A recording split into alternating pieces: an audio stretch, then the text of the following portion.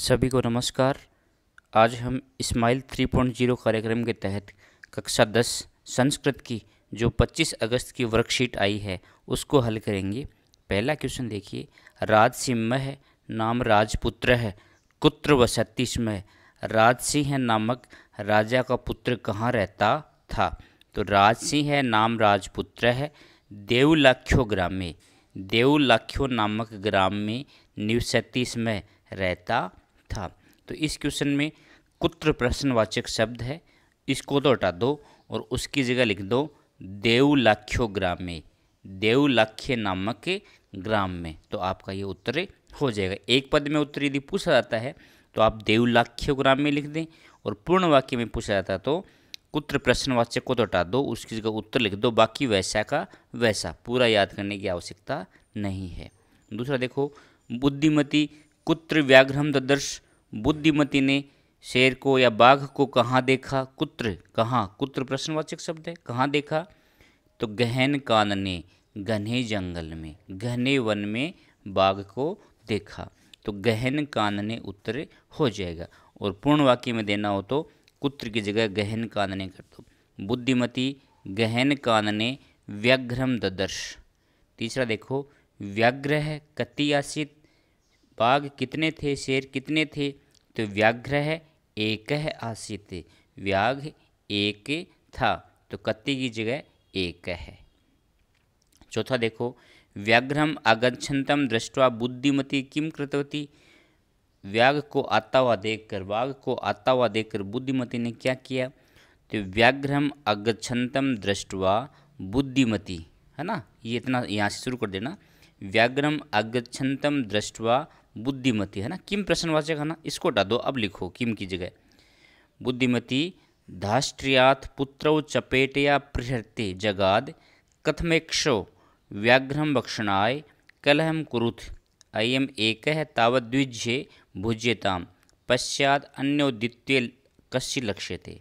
बुद्धिमती ने दृष्टा से धिक्कारते हुए पुत्रों को चपेटया प्रहृते जगाद, थप्पड़ मारकर बोली, क्यों कथमेक्षो, क्यों एक एक व्याघ भक्षणाय, बाघ को खाने के लिए, कलह कुरुथ झगड़ा करते हो।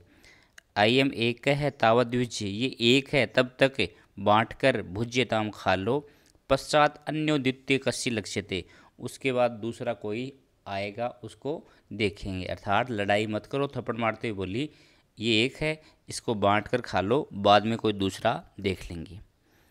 यथा निर्देशम प्रश्नानाम उत्तरत, निर्देश के अनुसार प्रश्नों का उत्तर दो।